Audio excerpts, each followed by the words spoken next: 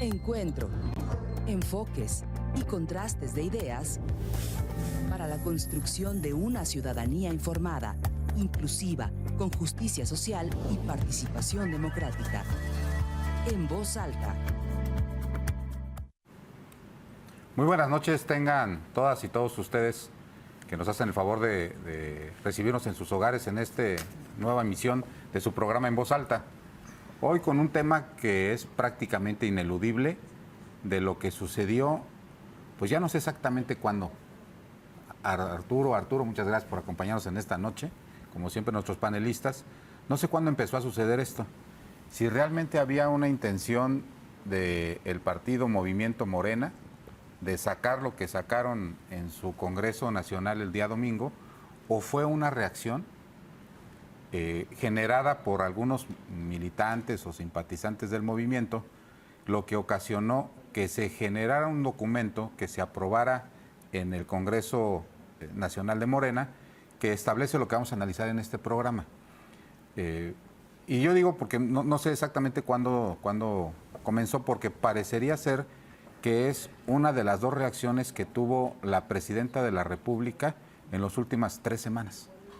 La segunda parte de este programa va a tener con otra de las reacciones que fue con la Ley General de Telecomunicaciones, pero parecerían que son dos asuntos que no estaban en la agenda, por lo menos propiamente dicho así, y que fueron impulsados por la oposición y retomados en la agenda, con lo cual se convertirían, yo no recuerdo si en el último año o del periodo de Claudia Sheinbaum, desde que inició su administración, cuántos temas no ha querido colocar y se los coloca la oposición. Situación que empieza a ser algo muy común porque ahora pues anotaron 2 hits en prácticamente menos de 3 semanas, ¿no? Que fue una crítica que empezó, ahora sí vamos a dar los antecedentes históricos, parecería que todo esto empezó con una senadora del estado de, ¿quién me lo recuerda? De Chihuahua, de ¿no? Chihuahua, Andrea Chávez, ¿no? Una serie de actos que parecían actos anticipados de campaña, senadora, funcionaria pública, que tenía un par de unidades médicas, por lo menos una ambulancia, algunos consultorios médicos, que a decir de ella fueron donados por la iniciativa privada y que recibió una serie de señalamientos, sobre todo del Partido Acción Nacional, y que obligaron a la presidenta de la República en una de las mañaneras a decir que iba a enviar un documento a Morena para que se asumieran alguna serie de compromisos. Y después hizo exactamente lo correcto, dijo, no lo voy a anunciar en una mañanera porque es un acto de corte partidista, pero de todos modos lo voy a enviar y allá ya darán cuenta de lo que yo estoy proponiendo. Y esto sucedió el domingo pasado. Y antes de abrir el debate, que es sobre este tema que es muy interesante, hacer una pequeña reflexión. El documento que tengo en mis manos, que es el documento que aprobó el Congreso de Morena el pasado domingo. El Consejo, ¿eh? El Consejo, sí. Consejo de Morena, el pasado domingo. Estoy recordando el Congreso del PT, donde sí. afortunadamente despidieron a Noroña como se merecía en el caso del Partido del Trabajo. Perdón, entre paréntesis. En el Consejo de Morena, parecía ser que son 5 ejes rectores divididos en diferentes acciones, pero aquí lo interesante, y con lo cual abro el debate, es que el documento es denominado Lineamientos para el Comportamiento Ético, que deben tener las personas representantes, servidoras públicas, protagonistas del cambio verdadero y militantes de Morena. ¿Y por qué me detengo en la palabra alineamientos para el comportamiento ético? Ustedes recordarán Arturo Maximiliano, que hace muchos años nada más era necesario para constituir un partido político tener 3 tipos de documentos, que era la declaración de principios, el programa de acción y los estatutos.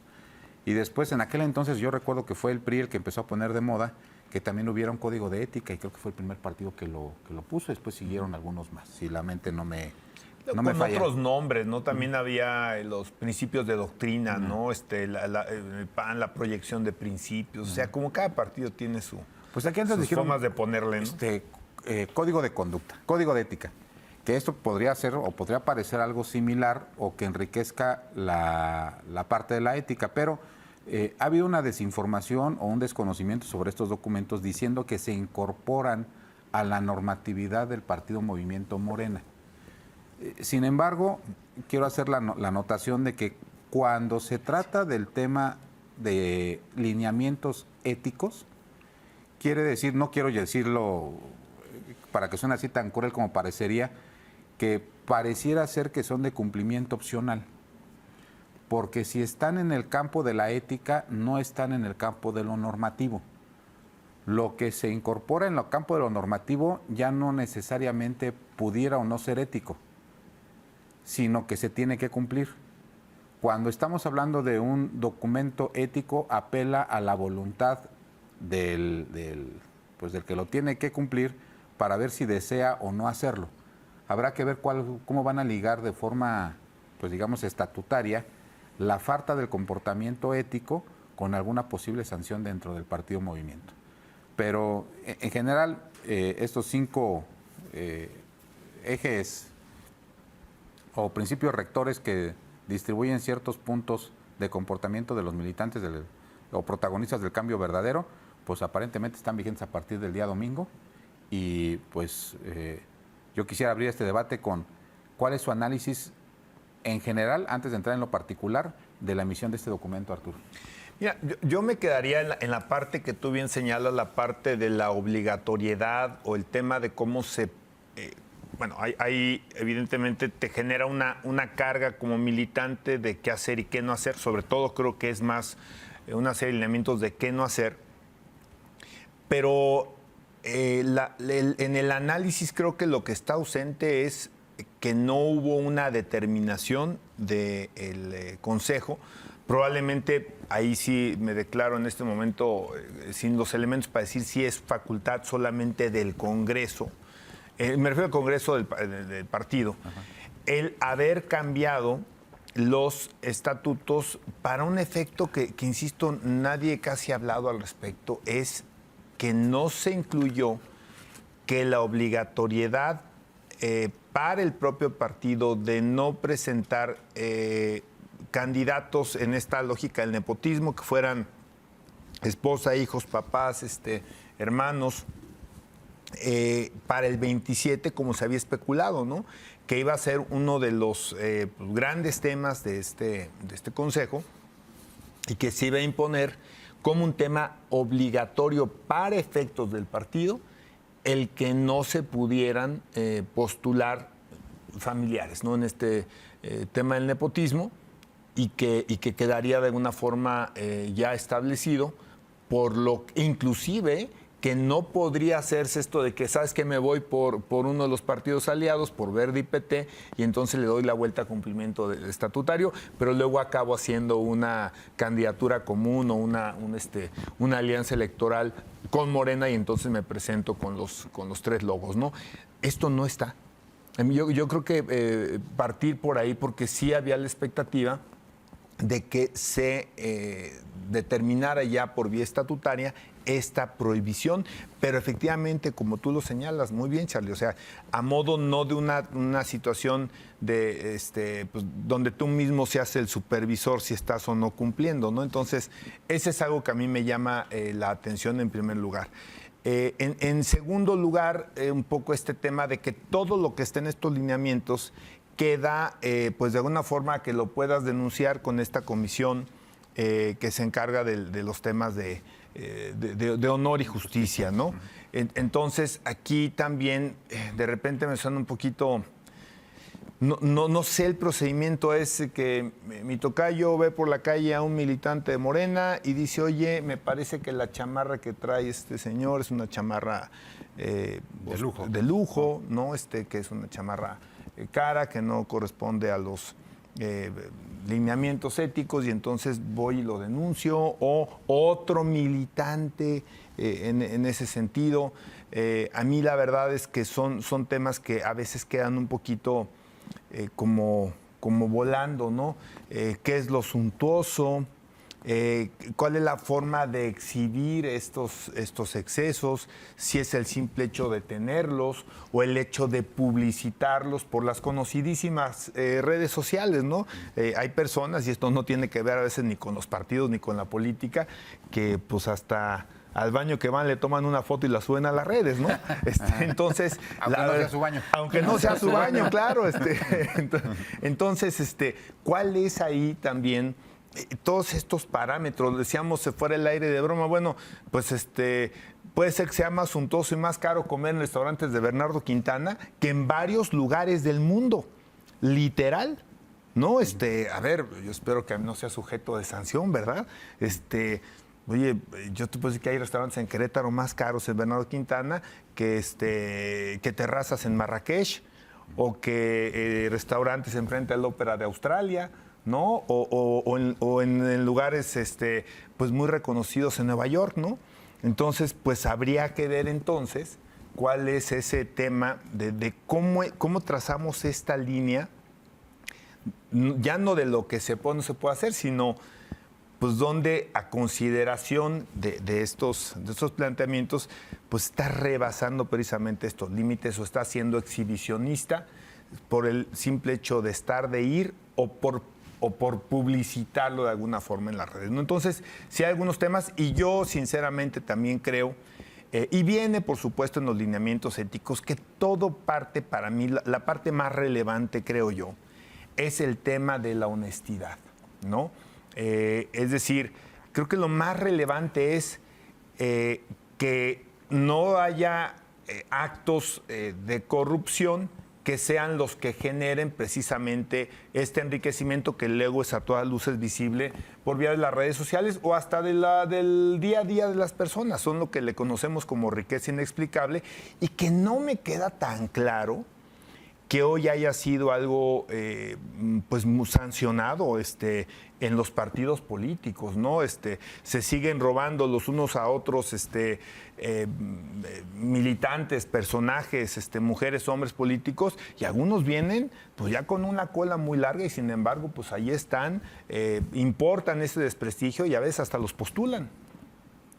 Entonces, pues vaya, ojalá que en la práctica pues sí veamos que esto tiene un funcionamiento real, particularmente para evitar la corrupción. A mí me parece que eso sería lo más relevante. Ahí hay un detalle que, porque uno fue el documento que finalmente se aprobó, pero yo le puse mucha atención al documento que envía la presidenta con licencia. O sea, habíamos visto presidentes de la República que habían dicho la sana cercanía, Zedillo que dijo la sana distancia.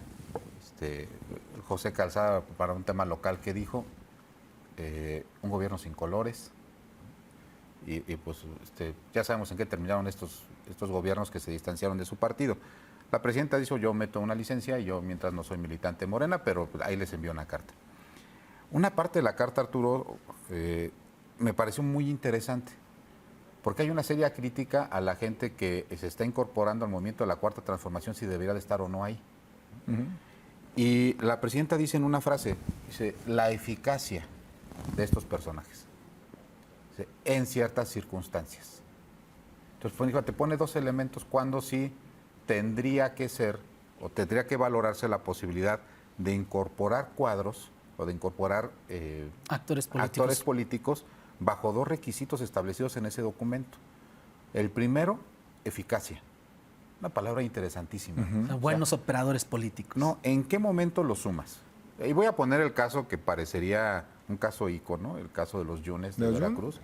Bueno, cumple con estos requisitos. ¿Fue eficaz la recluta de Yunes? Muy eficaz. Muy eficaz, porque sin ese voto, olvídense, la reforma judicial no existiría. Bueno, de hecho no existe para Querétaro, pero no existiría a nivel nacional. ¿Sí?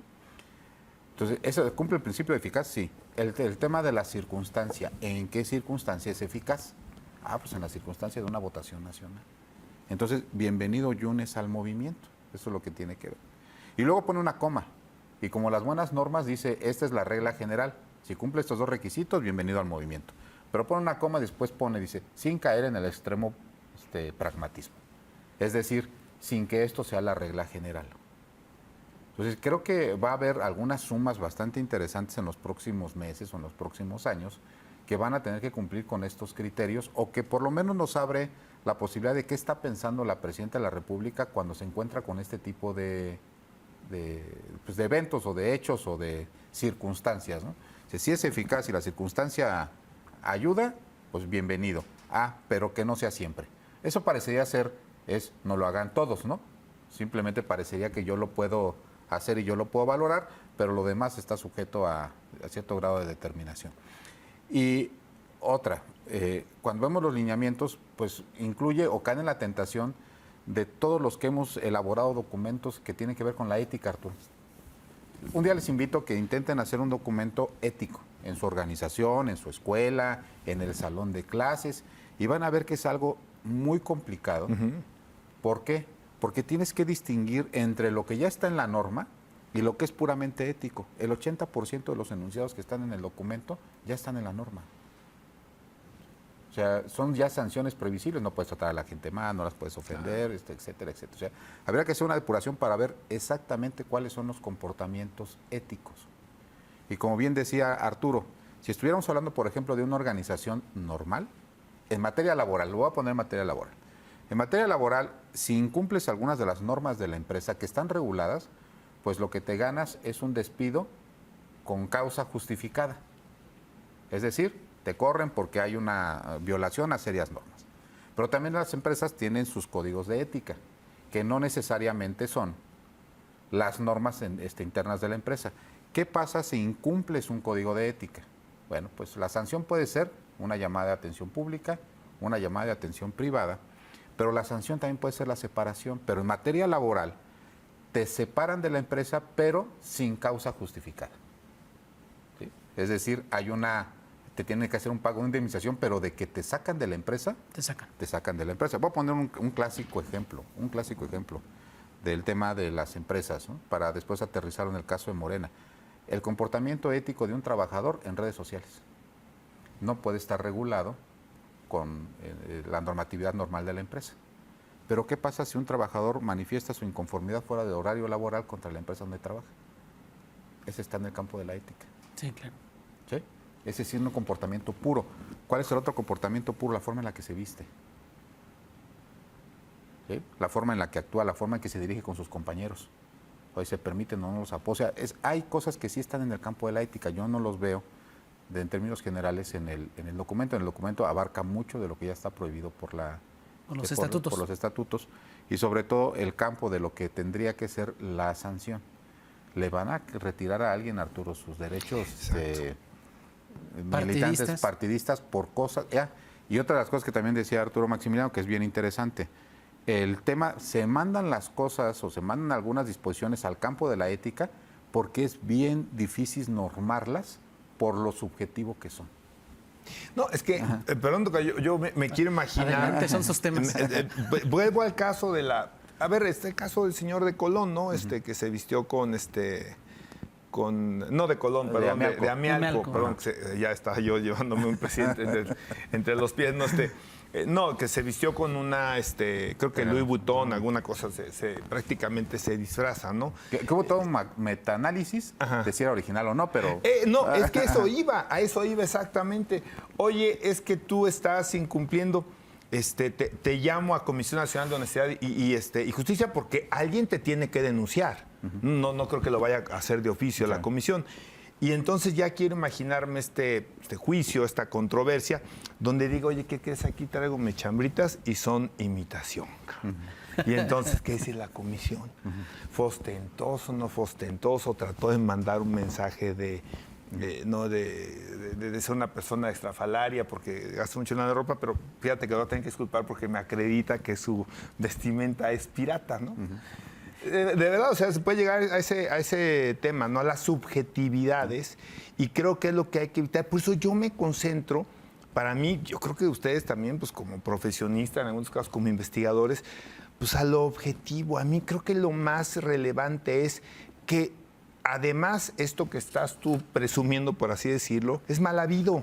Eso es creo que lo relevante, o sea, regreso, creo que el principio básico es mantenernos en parámetros de honestidad y eso es muy fácil de comprobar y ojalá que ese realmente acabe siendo el elemento que ya no es subjetivo, sino que entra dentro de la lógica de la objetividad, es decir, tú no puedes gastar más de lo que ingresas. Dicen que el amor y el dinero no se puede ocultar.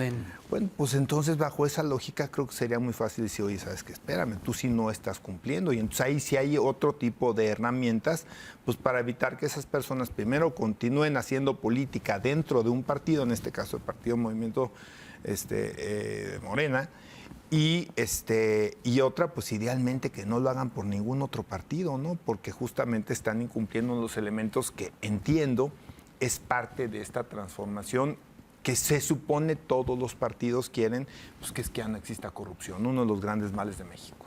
Pero a ver si ahora sí coincides, ¿no? Una cosa que me parece hermosa ya vimos que tiene algunos detalles, ¿no? Pero una cosa que me parece hermosa del documento, y digo hermosa en términos bella, ahora sí estamos hablando de subjetividades hermosa y bella del movimiento, es que reconoce que hay algo en el movimiento que está podrido. No, que se estaba saliendo de control, pero que sí se lo demuestra a la gente, que es, sí había un hartazgo, o sí hay un hartazgo, o un enojo de la militancia de la 4T, cuando vota por alguien y lo encumbra en un cargo público para servir, y hay una ostentación de estos personajes sobre lo que demuestran en su cargo público. O sea, esa parte sí, hay un sentimiento de enojo. Entonces, parte del movimiento, el movimiento, una parte, no sé qué porcentaje, Arturo, son sentimientos. Sí. Y sí había un sentimiento, sí lo hay. Tú vas y votas por un diputado, un regidor, un presidente municipal, sale del movimiento y la gente lo ve en las redes sociales comportándose por alguien por el que no votó. Igual como si fuera un panista, como si fuera un priista, como si fuera alguien del sistema, asumiendo conductas, vamos a ponerlo así, fifís, que se supone que es lo contrario del movimiento. Entonces, yo lo que he escuchado, por lo menos de la gente a pie, es que dice, qué bien. No lo sienten como un control para ellos. Lo sienten un control de los que han sido beneficiarios del voto de los votantes 4T, que habían tenido una serie de excesos. Por lo menos ahora van a tener que aplicar la queretana. No sé si sea queretana o sea nacional, pero es muy propio de Querétaro, ¿no? Que dicen que Dios no castiga el pecado, sino el escándalo. Entonces, por lo menos ahora lo que van a tener que hacer, lo que vamos a ver es una excesiva mesura en las redes sociales y en los medios de comunicación de lo que antes se vanagloriaban por hacerlo público, ahora lo van a tener que hacer en el cambio en el ámbito privado, ¿no? Pero no, el problema es que no quita el tema de la corrupción. Sí, bueno, se van a seguir llevando y si lo tienen... Entonces será personas que serán más discretas, hasta para mal, porque eran a veces tan burros que en esta poca capacidad de contenerse, pues evidenciaban lo que estaba realmente sucediendo en su ejercicio y sobre todo en su manejo administrativo. Eso lo que pasará, pues es que serán más discretos, ¿no? Así es. Pues bueno, qué bueno que no me dejaron hablar, porque... ¿Qué dice la ciudad, el punto de vista ciudadano? No, pues mira, la verdad es que el punto de vista de Arturo Marcial, como Juan Pueblo, como Juan caminando por las calles, yo creo que este documento, estos lineamientos del comportamiento ético que deben de tener las personas representantes y militantes del cambio verdadero y militantes de Morena, refleja tres cosas. La primera, una preocupación de la élite partidista, una preocupación de la élite en el poder de la izquierda o pseudoizquierda en este país por llamar y mandar un mensaje a militantes, pero también a las y los ciudadanos de este país. En decirles, les vendimos una alta expectativa con un movimiento progresista donde no los vamos a defraudar y nos estamos preocupando porque aquellos que se empiezan a salir de estos lineamientos les vamos a jalar las orejitas. Aunque algunos no podrán ser sancionados como ya lo están atinadamente ustedes diciendo, pero que al final de cuentas es un mensaje político de la presidenta de la República de este país y que también llega a tocar fibras en el partido y que es un mensaje a militantes y a ciudadanos. Es decir, les prometimos un cambio y estamos preocupados porque se cumple. Ese es uno.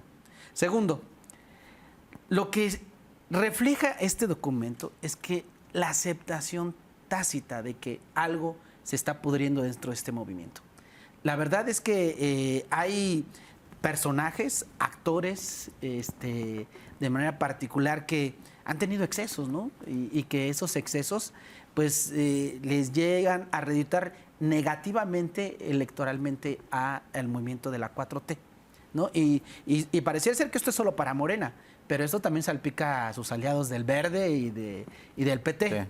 Entonces, creo que esto lo que hace es confirmarnos a las y los ciudadanos que una vez que la gente llega al poder, pues bueno, Digo, y no quiero traer a cuenta los antecedentes históricos a nivel mundial de lo que es el socialismo, que eso sí era una izquierda real, no la que tenemos en este país, ¿no? Y que llegan al poder y destruyen las estructuras no para cambiar las estructuras, sino para ponerse ellos en las estructuras y hacer uso de esas estructuras para oprimir al proletariado, los proletariados convirtiéndose en burgueses para oprimir a más proletariado, ¿no? Entonces, yo es lo que creo. Y lo último, creo que refleja este tipo de documentos, que tenemos una izquierda subdesarrollada, una izquierda tercermundista, que en lugar de estar normando y entrando en el fondo de los temas, está llegando a banalidades, como esto de las marcas, y Tocayo, y Charlie. O sea, de verdad, creo que esta izquierda en México confunde el concepto fundamental de la izquierda, cómo nacen los partidos, la historia de la izquierda. La izquierda no promueve la pobreza, la izquierda no promueve que no haya gente que tenga una solvencia económica desahogada. Cada quien que haga con su salario lo que quiera, mientras no robe, mientras no sea corrupto, mientras no ejerza cosas positivas que se ven en el documento, como el nepotismo. Dices, pues bueno, que haga lo que quiera con su salario, ¿no? Porque la verdad es que tú trabajas, eres funcionario público en un gobierno, un ejemplo, a nivel federal de la 4T. Eres director general, ganas cierta cantidad que te da la posibilidad de acceder a un cierto estilo de vida que tú quieres. ¿Por qué te lo tendrá que limitar? O sea, eso no choca con tu ideología. Lo que choca con tu ideología es el comportamiento, que yo creo que es más grave que alguien discrimina a una persona por su estatus social a que se compre un reloj de marca. O sea, la verdad creo que hay una incoherencia. No se entiende de fondo lo que es la izquierda. La izquierda no promueve los excesos. Claro está que no. O sea, no queremos gente de izquierda que promueva los excesos, pero sí tenemos que tener claridad que la izquierda real se preocupa más para que exista una mínima condición de igualdad para todos y todos los ciudadanos. Porque de nada sirve, Tocayo, que no uses reloj de marca, pero que estés ahí generando recursos y generando condiciones de desigualdad o discriminando, ¿no? Entonces, yo creo que lo importante y lo de fondo es que la izquierda tendría que velar por los intereses de los ciudadanos en términos de condiciones de igualdad, y no de igualdad ideológica, sino de igualdad de condiciones mínimas de servicios y acceso a bienes. Entonces, para mí este documento refleja esas tres cosas, y cierro con esto. Primero, preocupación a nivel de élite partidista y a nivel de la gente que ejerce en el poder en este país, que vienen de izquierda, algunos sí de izquierda real, otros advenedizos, pero preocupación porque no quieren bajar la expectativa de las y los electores, no ciudadanos, sino electores. Segundo, reconocen que algo se está descomponiendo adentro y que no están controlando esos temas. Y tercero, que en este país toda la izquierda no llega a entender qué es la izquierda. Okay. Si me ven, Charlie, nada más para rematar, porque a ver, yo creo que hay una parte muy valiosa. El tema es, hemos hablado, ¿no? ¿Cómo lo vas a aplicar y que sí tenga realmente esto una vida importante dentro de lo que se ha comentado mucho, que pretende pasar de movimiento a realmente constituirse como un partido, y que sí son lineamientos relevantes, pero en la lógica de que puedan ser también tener un grado de objetividad, y eso probablemente sea un siguiente paso. La declaración, a ver, son 5 puntos que creo que son rescatables. Austeridad republicana y vocación de servir, que bueno, me parece claro en una lógica de partido que gobierne, que gobierna a tantos mexicanos. Independencia de poderes fácticos, también me parece relevante. No se puede gobernar si los elementos que influyen en tu actuar tienen que ver con los apoyos de particulares, que creo que ahí viene un poco lo que tú mencionaste, el caso de Chihuahua. Respeto entre igualdad entre militancia, es decir, terminar también con este golpeteo. El estar en el poder o aspirar al poder, pues también genera que empieces a golpear. A veces los golpes son más fuertes internamente. Prohibición de nepotismo, que insisto, creo que hubiera sido extraordinario que estatutariamente ya se hubiera prohibido desde el 27, como parece que era la idea. Y finalmente, pues una serie de planteamientos de valores democráticos, ¿no? El documento es interesante. Me parece que todavía de ese punto a la aplicación, a la objetividad y a la obligatoriedad, pues habrá que ver cómo se llegue a ese paso. Bien, pues vamos a un corte. Regresamos ya nada más un poquito después del corte con este tema, porque faltan 2 temas interesantes del documento, que es un tema que acaba de comentar Arturo, que es el nepotismo y los actos anticipados de campaña. Entonces, no nos abandonen, nos vemos regresando del corte. Regresamos. Gracias por continuar en su programa En Voz Alta. Nos quedamos a la mitad de una interesante charla cuando estábamos a punto de entrar con algo que bien señalaba nuestro compañero Arturo Maximiliano, que decía, bueno, parecería ser que hubo una reforma legal a la Constitución en donde se dice el nepotismo y la no reelección ya no se van a aplicar en el Estado mexicano.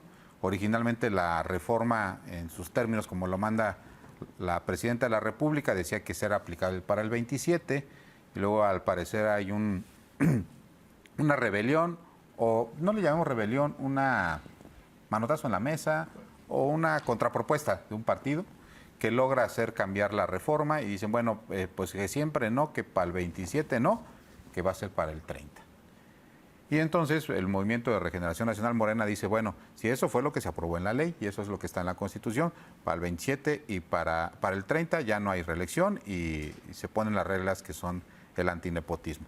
Pero nosotros vamos a incorporar en nuestras disposiciones estatutarias que para nosotros sí es claro para el 27 y es lo que se estaba esperando que sucediera en este Consejo y fue exactamente lo que no sucedió y se mandó al rubro o al campo de la ética, ¿no? Porque la especulación tuvo sustento, ¿eh? Es decir, en los debates nacionales, inclusive me parece que la dirigencia del propio partido habló de esta posibilidad, ¿no? Sí. Ahora, yo quiero partir nada más muy brevemente. Vi una entrevista de la presidenta Luisa María Alcalde con el tema de Veracruz y cuesta mucho trabajo explicar el tema del nepotismo. Porque el nepotismo que se está planteando en la reforma constitucional es un nepotismo muy sesgado, de un concepto de nepotismo mucho, pero mucho más amplio. Entonces, cuando la gente entiende o escuchan nepotismo, dice, bueno, pues si yo tengo un cargo en el gobierno, que no haya muchos familiares míos en el gobierno. Y pues sí, digamos que es la conceptualización general. ¿Qué es lo que dice la ley? Dice que si eres funcionario público, no intervengas en la contratación y en la promoción, bla, bla, bla, de familiares hasta el 4º grado, ya sea por afinidad o por o lazos de sangre. Entonces quiere decir que si yo soy funcionario público, yo no puedo promover que alguien sea funcionario público. Directo. O nombrar, directo. ¿Sí? Hay sus escapaditas y podemos echarnos un programa sobre el tema de legal del nepotismo. Cómo sí. De cómo sí. Pero en términos generales es eso. Pero el nepotismo que se planteó en la reforma constitucional es un nepotismo acotado. Porque dice, si yo soy presidente municipal, no puedo dejar a un pariente como candidato a la misma posición que yo tengo. Entonces, de todo el espectro del nepotismo nada más abarca la parte legal este aspecto. Y le preguntaban a la presidenta de Morena, Arturo, le decían, oiga, pero Juan es presidente municipal y su cuñada va de regidora. Y dijo, ¿se vale? Sí, porque no compite por la presidencia municipal. Claro que sí es nepotismo, porque un regidor, una vez nombrado o una vez electo, sí puede ser presidente municipal. ¿Y qué van a hacer? Pues las clásicas jugadas de, pues pongo a mi pariente. El enroque, ¿no? El enroque, después hago renunciar al presidente municipal. Será una versión 2025 de las Juanitas, ¿sí? Más o menos de esa misma naturaleza, lo hago renunciar y lo que hago es que subo a mi pariente, ¿no? Porque controlo el ayuntamiento, porque yo prácticamente lo puse. Entonces, hay una serie de variantes del nepotismo que no considera el documento y pues también está el anuncio del Partido Verde Ecologista que ya salió hoy en la mañana a decir, pues eso es lo que dice Morena. Yo sí no lo voy a aplicar y lo voy a aplicar hasta el 30, en particular por el caso de San Luis Potosí, ¿no? Sí, digo, a ver, estamos demasiado concentrados. Yo creo que es muy positivo. Yo creo que la gente lo está esperando, hablando también, Tocayo, ¿no? De estas expectativas de un partido, no solamente... De un cambio verdadero. Un cambio, ¿no? Y yo creo que ahí es donde de repente nos vamos a lo que se habla en el contexto nacional y se habla de gubernaturas, ¿no? Se habla que de San Luis, se habla de Guerrero, se habla de Zacatecas. Pero cuando nosotros vemos cómo esto sucede en los municipios, y no necesariamente en las capitales, en los municipios, no sé, en los 100 más, podemos pensar, más poblados o con más recursos, sino lo que pasa en municipios medianos, pequeños, muy pequeños, donde es una práctica habitual esto de estarse pasando la estafeta y ahorita va mi hermano y ahorita regreso yo y luego le paso a mi esposa y luego le paso a mi hijo y luego me lo regresa, o inclusive que lo agarran por regiones. No sé si han visto algunos casos donde los alcaldes son todos parientes, pero están digamos, en municipios conurbados, que son municipios, digo, además lo digo de forma respetuosa, hablo en términos objetivos, pues pequeños, por así llamarlos, ¿no? Y que aún en esa lógica donde controlan regionalmente, también se pasan las estafetas del mando, lo que acaba siendo de facto en una reelección y una construcción de vínculos, justamente como lo prevé también el documento, estos vínculos con el sector privado o vínculos de corrupción que la verdad afectan mucho a los ciudadanos. Entonces me parece que la intención es muy buena, bajando, ya saliéndonos del esquema de gobernadores. Si lo llevamos al tema de las alcaldías, es un tema probablemente más grave de lo que parece, y que pues hoy se trata de poner un punto final a partir de Morena, lo cual también tenemos que reconocer que ningún otro partido lo había hecho, ¿no? Creo que esto es de lo más rescatable que tiene este documento, y insisto, ahora el tema es cómo se va a aplicar de forma que tenga una fuerza legal suficiente para que nadie diga, oye, perdóname, pero esto no está en estatuto. Es que es un lineamiento ético, sí, pero no es estatuto, y me amparo y alguna situación de estas, ¿no? Entonces, pero me parece que el paso es muy relevante a nivel nacional y aterriza en lo local, en lo muy tangible a los ciudadanos, que no solamente pasa por las gubernaturas. Yo creo que el tocayo tiene razón, Charlie. O sea, sí, el documento ya tiene mi opinión, pero creo que rescata cosas interesantes. Esta parte del nepotismo sí es clarísima, clarísima. Es el principio cuarto, prohibición del nepotismo. Y dice que Morena no buscamos el poder, sino el bienestar del pueblo, la transformación del país. Nadie puede ocupar un encargo por razones de parentesco. O sea, queda clarísimo ahí. Ahí lo que se va a ver interesante va a ser al momento de elegir los candidatos. Al momento de la elección de los candidatos, vamos a ver qué tan éticos son la gente que integra el movimiento de la 4T, qué tan éticos son los dirigentes y qué tan laxo es el estatuto, que a partir de una encuesta, pues no vaya a ser que en Zacatecas salga la encuesta favorecido el hermano del actual gobernador, ¿no? Entonces, pues va a ser un diferendo muy interesante, tocayo, y que se va a resolver seguramente por la vía jurisdiccional, es decir, por la vía legal, y seguramente pues no va a pasar nada. Entonces, yo creo que este documento, como bien lo hacías tú al principio, es una buena intención. O sea, hay un reflejo de reconocimiento de que algo está pasando en la 4T y que lo quieren corregir. Pero al dejarlo a este nivel de disposición ética, pues se abre la puerta a una batalla legal, que probablemente será resuelta a favor de quien la inicie, ¿no? Entonces, seguramente es un buen intento. Yo creo que esto fue la salida para, uno, decir, híjole, ¿cómo salvamos a la presidenta de este país que dijo el nepotismo no va? Y luego quiso salir Morena a la dirigencia nacional, alzarse el cuello y decir, no, sí, vamos. Pues hubieran cambiado los estatutos, ¿no? Hubiesen cambiado los estatutos y a partir de eso, pues bueno, ya se iría otro cantar. Entonces la salida, que es, ¿cómo hacemos? No quedamos mal, porque ya dijimos que Morena vamos a retomar eso, porque a partir del 27, y también dejamos ahí una llavecita mágica que se llama ley, para que ahí los candidatos y las candidatas pues puedan arguir algunos elementos. Entonces, sí viene en el documento, sí está claro, abona muchísimo, tocayo, pero creo que al final de cuentas les va a dejar la puerta abierta a que por medio de argucias legales, pues sí tengamos todavía en el 27 parientes de los actuales funcionarios. Pero fíjate, yo sigo sosteniendo la teoría que lo que está más mal elegida es la palabra. Porque, insisto, el concepto nepotismo es mucho más amplio. Entonces, cuando al electorado le dices, en Morena ya no va a haber nepotismo, y ve cosas que tienen que ver con el influyentismo, y que es con el tráfico de influencias, que es otra cosa, y que ese tráfico de influencias lo que genera es otro fenómeno que ha afectado a todos los partidos políticos, que son las castas políticas. Es decir, el apellido en todos lados, ¿sí? En diferentes posiciones. Desde luego no cataloga como nepotismo, porque tienes a un pariente en una dependencia y en otra dependencia tienes otro pariente, y en otro, en el gobierno estatal tienes un pariente y en el municipal tienes otro pariente. Porque ahorita, por ejemplo, el gobernador actualmente puede su hijo ser candidato, si fuera de Morena, que no es de Morena, es del PAN, pero si fuera de Morena, pudiera su hijo participar para diputado Y eso más bien tiene que ver con influyentismo y tiene que ver con un fenómeno que también afecta a los partidos políticos, que son las castas políticas. Entonces me parece que ahí el término nepotismo creo que no fue el adecuado, porque solamente es una parte de y la expectativa que se está generando en la ciudadanía, creo yo que no va a ser cumplida, y lo que van a empezar a señalar es decir, ya ves cómo sí lo hay. Le pasó a la presidenta de Morena.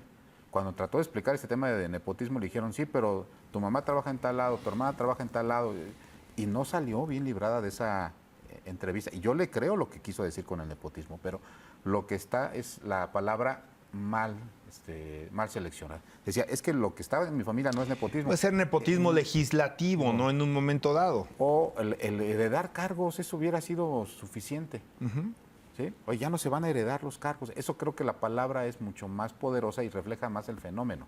Sí, porque no es legislativo, además ahí los más relevantes que es el ejecutivo, ¿no? Los ejecutivos. Ahorita dices, bueno, en los municipios sí se da este tipo, y yo coincido con todo ello, pero sean cosas más aberrantes. Por ejemplo, ¿qué pasa cuando un pariente ya no cabe, o una esposa o un hermano en una presidencia municipal? ¿Qué le dan, Arturo? Pues el DIF, ¿no? Una diputación local. Ah, bueno, no, pero... Entonces, dice, también se acostumbró mucho el tema del DIF y pasó mucho con las señoras, pero que se entendía que era un cargo honorario, pero se les empezó a asignar un sueldo, y también era un centro de operación política, no a partir justamente de lo que hace unas veces de Secretaría de Desarrollo Social, ¿no? Pero acá es, oye, ya no ocupo el hermano, ¿dónde lo pongo? En la diputación. Entonces yo creo que este término de usar tendría que también ver con el tema de los territorios, porque dice, bueno, ¿qué pasa cuando el territorio de una presidencia municipal es igual al de un distrito? Pues entonces es diputado, presidente municipal. Presidente municipal, diputado. Y viene una serie de rejuegos, vienen los famosos enroques, ¿no? Pero bueno, es un tema de nepotismo, pero creo que tenemos poco tiempo y no quiero dejar pasar un tema que me parece que es de vital importancia, que es el tema de lo que trataron de hacer, que quitaron de los transitorios, pero lo pusieron en la parte sustantiva, que es el tema de los actos anticipados de campaña, que también lo mandan al lado ético. Y creo que nadie podría estar de acuerdo en los actos anticipados de campaña, pero aquí yo creo que Morena trató de forma desigual a los iguales, o desigual a los desiguales.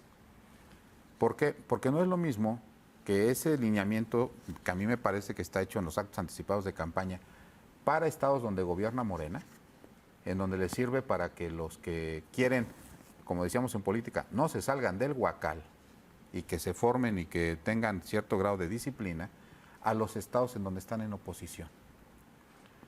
Hoy nos despertamos en la mañana en el caso de Querétaro, con que ayer en la conferencia el gobernador del estado le dice a los panistas, adelante señores, pues esto de ganar la gobernatura es de quien tenga hambre.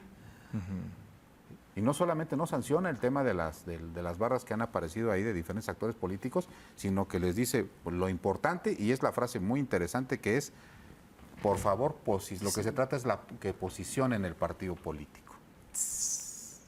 Entonces, no solamente lo hizo el sábado cuando hace el banderazo y les dice a todos, córranle porque esto de la encuesta ya se va a levantar, ¿sí? En aquel evento en Corregidora, sino ahora les dice, pues síganle echando ganas porque todo le está ayudando al partido. ¿Sí? Y cuando dice la duda, pues hay que reconocerle que simpático, pues sí salió el tema de, yo nada más tengo la pregunta de quién es Marco, ¿no? O sea, me parece que eso, puede ser, ese comentario puede ser considerado aparte, pero yo creo que lo esencial es, les está diciendo arránquense. Pero por el otro lado le están diciendo a los cuatroteístas, cálmense, amárrense, no salgan. Me parece que esa estrategia es para Tabasco, para otros lugares en donde les permite tener un control de los que quieren o no quieren. Pero en los estados donde son oposición, pues yo al contrario, les hubiera puesto ahí una nota en un transitorio. No aplica para estados en oposición, porque si no se ponen vivos, van a recibir actos de agandalle. Por favor, arránquense. Repito, sí, arránquense. No aplica para Nuevo León, Chihuahua y Querétaro. No de asteriscos. Sí, y Aguascalientes, ¿no? No, porque Aguascalientes es un año después, vaya, también, no, evidentemente. Pues, ya, 3 años adelante no alcanza, ¿no?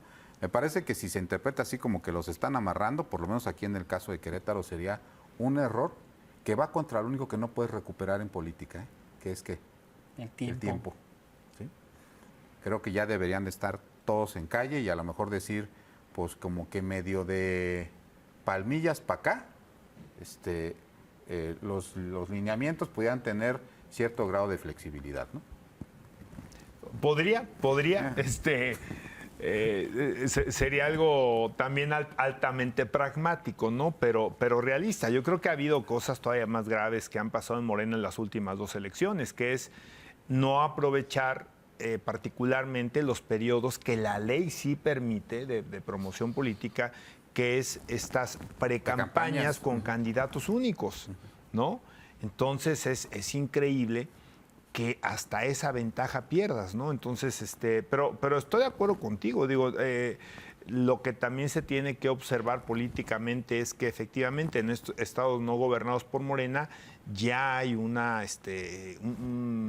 trabajo con alta carga de ilegalidad, no en esta situación donde simplemente niegas, ¿no? Estas bardas que surgen por generación espontánea. Oye, por lo menos... ¿Quién es la 4T? A ver, por lo menos en el caso... A veces usan el apellido común, oye, Arturo, y uno está en estado de indefensión. A ver, por lo menos. A ver, por lo menos en Chihuahua fue muy claro el caso de que la senadora dijo, bueno, pues a mí me están patrocinando unos empresarios. Aquí ni siquiera. No, oye, no sé, aparecieron, quién sabe de qué.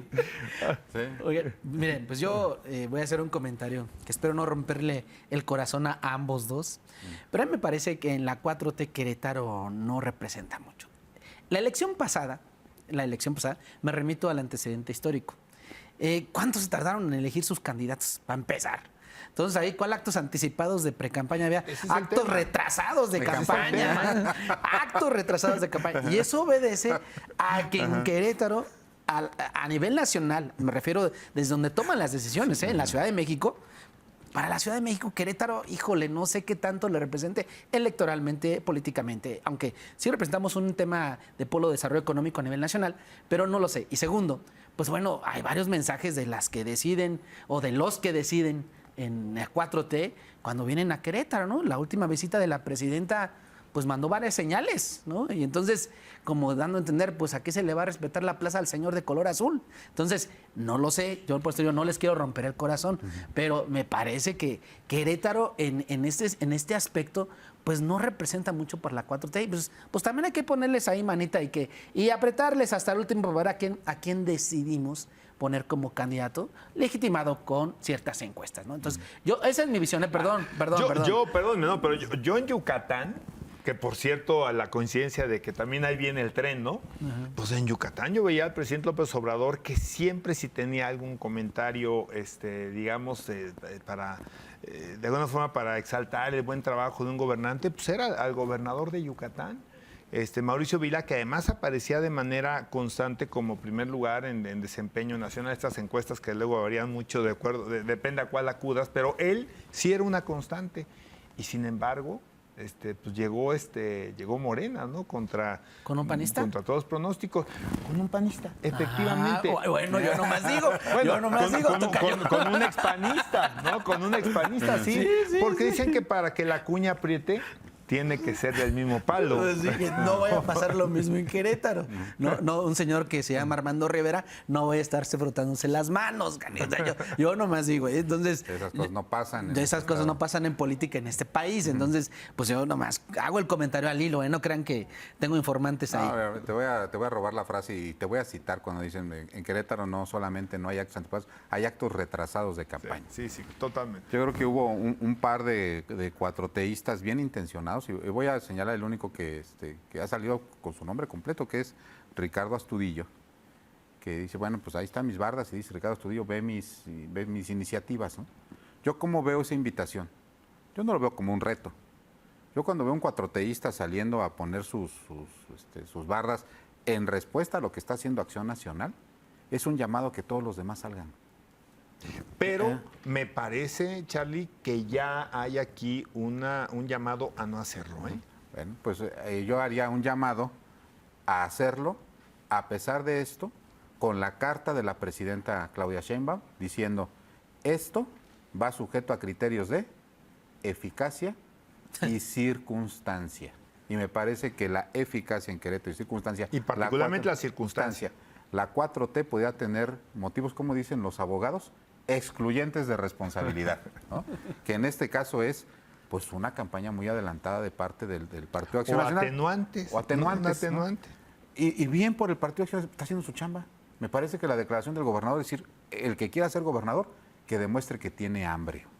Y hay ocasiones en que se demuestra uno que tiene hambre, y alguien que tiene hambre, créeme que las normas éticas es lo que menos se respeta. No lo detienen. Tengo, por ahí un buen amigo me hizo favor llegar una manual no recuerdo el nombre, pero es las reglas para el tema de la aplicación de la economía en el catolicismo. Y por lo menos en este autor decía que el único pecado que no es pecado, lo único que te puede robar que no es pecado, es cuando robas comida para tu alimento. Entonces, si tienen hambre de ser gobernador, de ser cargo de elección popular, señores, están exentos de la aplicación de los lineamientos de ética. Justo lo que te decía. A Charlie le toca despedir, pero a mí me están haciendo la presión, entonces... no pues muchas gracias, perdón, ya hicimos algunas recomendaciones aquí. Muchas gracias por el favor de su atención y ahora sí dejamos para el siguiente programa el tema muy importante de la Ley General de Telecomunicaciones. Que pase buena noche.